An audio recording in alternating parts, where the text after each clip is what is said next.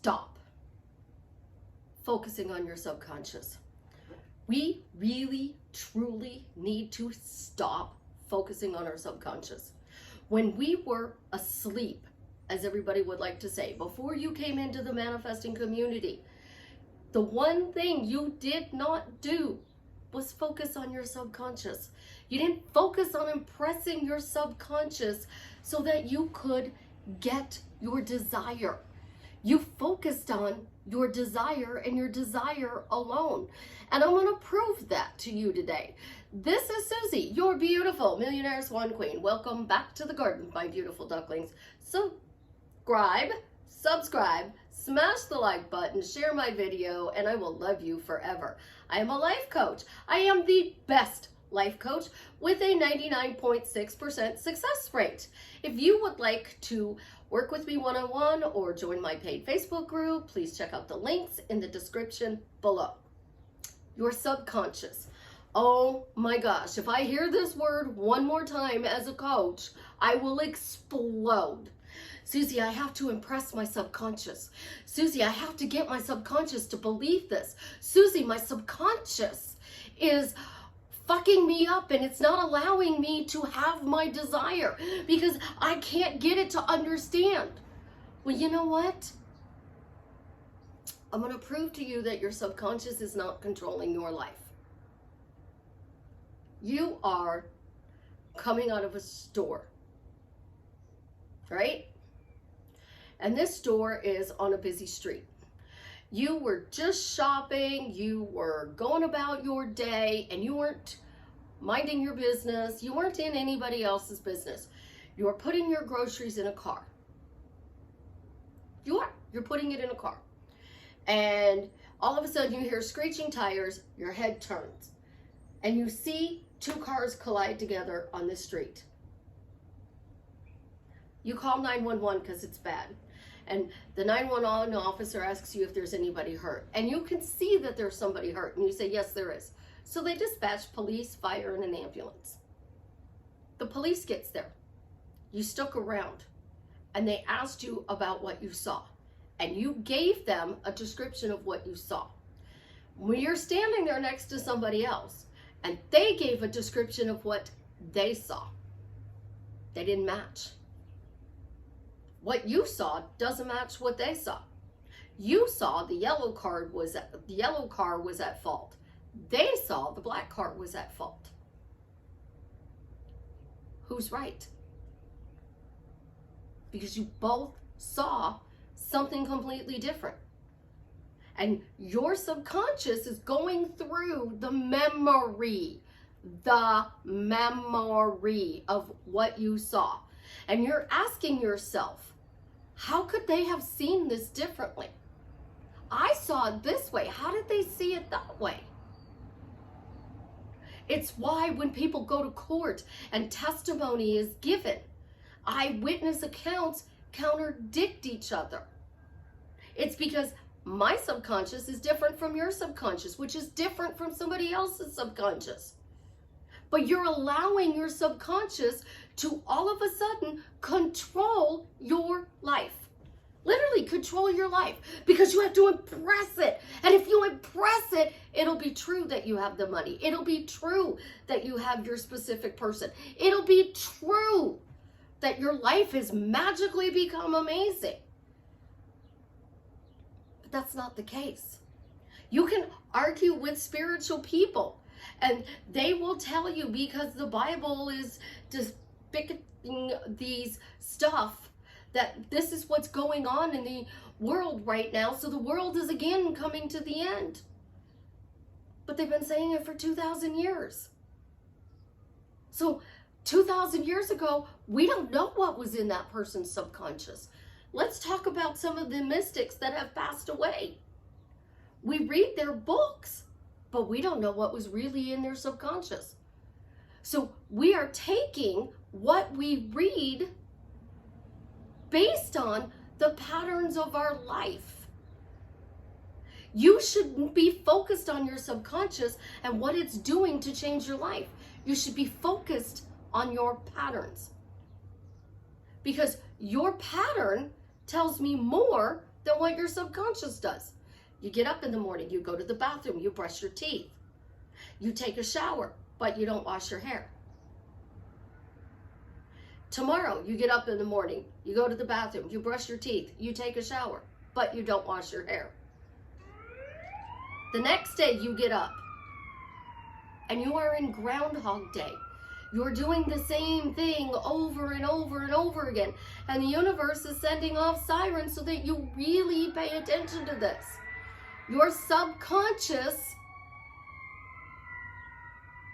is creating your problems, but in reality, it's your patterns, your habits, the things that you do day in and day out. I'll say it again. Your subconscious, for most people who get whatever they want, has nothing to do with whatever we get. You didn't walk around when you were asleep. Oh, I have to impress my subconscious, and if I impress my subconscious, then I'm going to get this desire. I have to clean all the limiting beliefs, and I have to change my beliefs from my subconscious on a deep level in order to get what I desire. Your pattern back then was, I'm going to get whatever I want. Nothing's going to stop me. There's no problems because it's not my problem. This is going to show up. It's somebody else's problem to deliver it. Think about this. That's why Amazon is so successful. It's not your problem how it's going to show up at your front door. You go online, you order something, and you know it's going to show up. Easy peasy. You know. But you threw in all of these rules and regulations and words that people started preaching. You have to impress the subconscious. You must believe it. Ask, believe, receive. And you started going insane because now all of a sudden you're like, I can't manifest anything. My specific person isn't conforming. My life is going backwards instead of forwards. So then you go out and you search and the 5 things. Oh my God, there's 5 things that says your manifestation is close. And the number 1 thing that says your manifestation is close is if your life is in chaos, that means your manifestation is close. So you have to lose money in order to get that $1 million. So you think you got to go and press that subconscious more and figure out what you're doing wrong. What you're doing wrong is not setting up your own habits, your own patterns, your own routines. You're relying on somebody else's routine to control your life. So we're going to go to my little bee picture. Somebody didn't like that I used the word inner conversation because it's not a word I use on my YouTube channel. Used to, but I don't anymore. And I explained that I took all of these big words out because we don't talk like that. When I was growing up, nobody ever talked about inner conversations. When I was growing up, nobody ever spoke about mental diet. I never even heard what the subconscious was in creating your reality. But I got everything I want. And I used to piss off my ex because I always get everything I want. He would say it. He would say, you live in a world of giggles and smiles. Your little bubble, it's a world of giggles and smiles. Oh, you're back in your bubble of giggles and smiles. The girl who wants the car and she goes to work and she's driving the beat up car and she gets to work and the car's going, she parks it. She goes, I have a new Camaro. I have a new Camaro. We all think she's crazy. But she's not going, oh, I have to impress my subconscious so I get a new Camaro.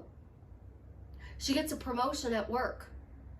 Because she kept saying, I get a new Camaro, I get a new Camaro, I get a new Camaro. She had no resistance to getting the new Camaro. Why did she have no resistance? Because she wasn't trying to figure out what she was doing wrong. She was going to her job, and as she was driving in her job, she was using that time to herself, to do self-care, to add value to her life. She wasn't in the car going, I love you, I love you, I love you, I love you, I love you, you're amazing, you're wonderful. People treat you with respect. She was in the car going, I'm going to get that promotion. I'm going to get that car. And she got that promotion and she got that car. And then she quit her job because she took her, there we go, universe, again, pay attention. She was doing what? She was in her car saying, I got the promotion, I got the car, I got the bank balance. The universe is showing you to pay attention to your words. We had sirens, now we have a bus making a lot of noise. People are not going to agree with me on everything that I teach. But the number one thing that I teach is to let go of the big words. Subconscious, conscious, manifesting. Because manifesting means you don't think you have this thing.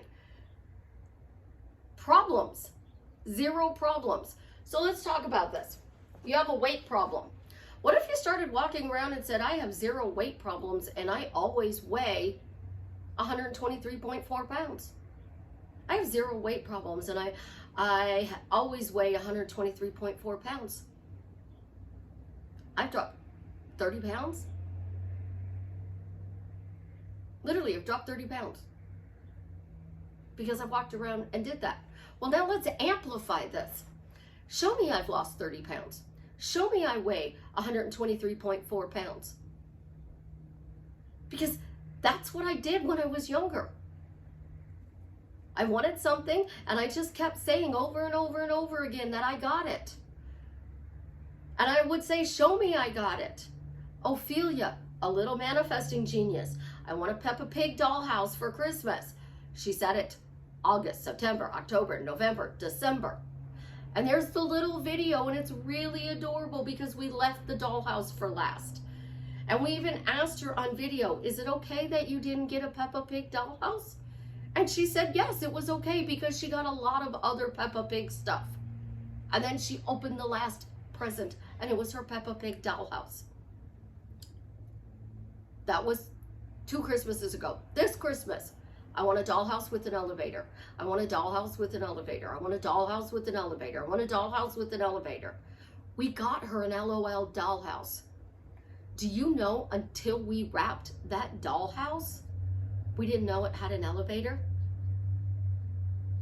We're looking around. Where do you find a dollhouse that has an elevator? I've posted it. I've asked about it. People have told me where to go look. It'd been sitting in my closet since August when we bought it. You change your life by letting go of these stringent rules. I had a conversation with a friend of mine just a few minutes ago, and I told her, I said, if you would have told me in a language I could have understood 8 years ago that I needed to stop talking about the things that I don't like. She said 8 years ago, you were probably not ready for that conversation. And even if we did say it, you wouldn't have heard the message.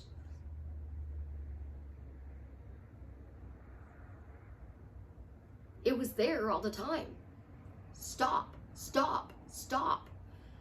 I don't know how many people have to tell you, stop talking about the problem. Start talking about the solution. So what is the solution? You manifest with gratitude. Thank you for showing me that I am financially abundant. Let's amplify that. Thank you for showing me I'm always financially abundant. Thank you for showing me I always weigh 123.4 pounds. Well, let's take this to your specific person. Because you're telling your friends and your family, and then you're worried because you talk to them that they're not going to accept that you get back together with this person. So what do? You have to revise.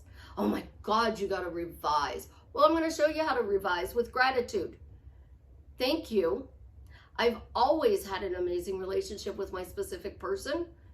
Thank you Everyone has always accepted our relationship, and they encourage it and add value to it. I had something that I was dealing with yesterday, and I just kind of went, "Argh."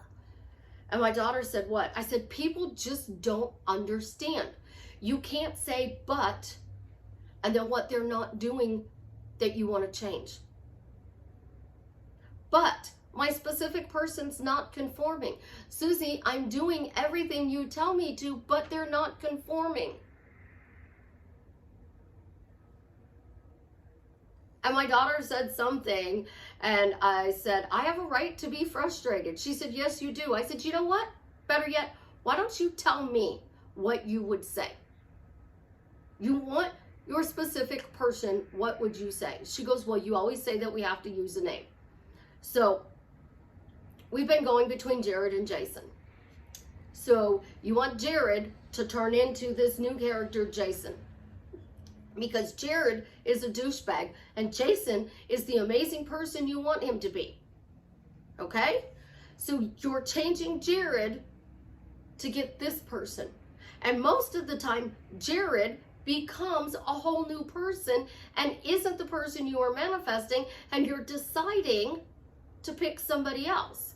So we want Jared to change. We want the relationship to change. So we go over here and we start saying our phrases. I said, "What would you say, Savannah?"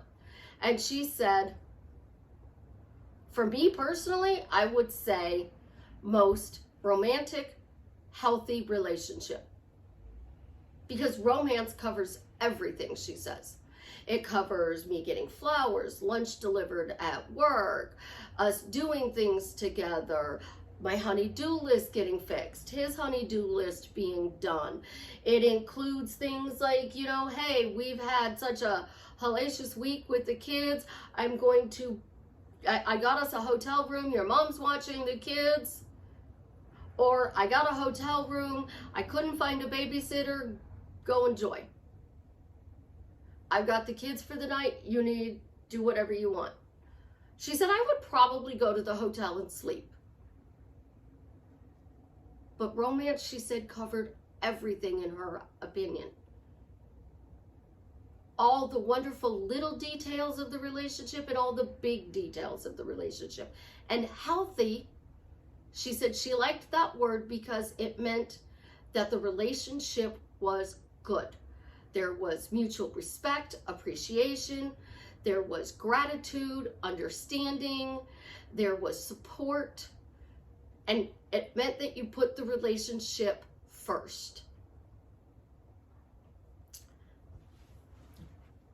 Most romantic and healthy relationship. Would you be telling your friends, your family, your coworker that your specific person wasn't conforming? Absolutely, positively not. You would be telling them that your specific person is amazing. You're lucky. You're blessed. You have a wonderful relationship. So you're walking around and you're focused on the problem. And our friends and our families and our coworkers, we love them, but I'm going to tell you, I walked away from a lot of my friends' family, and I don't even speak to coworkers either. Past, don't matter. You could be blood. I'm not going to talk to you. Because my problems were worse than theirs, they kept wanting to hear them and hear them and hear them and hear them. And because they kept wanting to hear my problems, they never went away. They were always a problem. They were never solved. There was no solution so that it could go away and I could have the life that I wanted. Because they kept dragging up the crap. Would you let the crap go? And you start walking around and saying, "I have zero problems. I have zero problems in my life. I have zero problems with my finances. I have zero problems with my weight. I have zero problems at work. I have zero problems with my car. I have zero problems with my house." What do you think your life is going to be like in 30 days?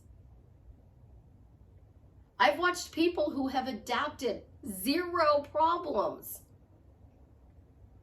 drastically change things in 24 hours. But sometimes you have to break down the 0 problems.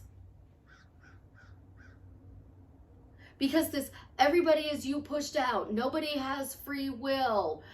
The subconscious, the conscious, the rules and the laws. The only laws I care about are the ones that might get me arrested and taken to the police station and thrown in jail. Those are the laws I'm not going to break. But there are no spiritual laws that you can't break. There's no, it has to be done Susie's way or Jared's way or Jason's way or Savannah's way. What did you do before you became a conscious manifester? You walked around and you said what you were creating. You focused on it. So it grew and it grew and it grew and it grew and it grew. So this is the seed analogy that Neville Goddard would give. You plant a seed. So I planted my seed. I watered my seed with good thoughts. And I kept watering my seed with good thoughts. And I watered it with more good thoughts and more good thoughts. And then people would ask about that stuff. And I would say, oh, that situation's over and done with. I've moved on. And then that watered my seed because I moved on and I didn't talk about it. So I didn't dig up my seed. And now I have this seed with all of these roots down here. And I have to dig a bigger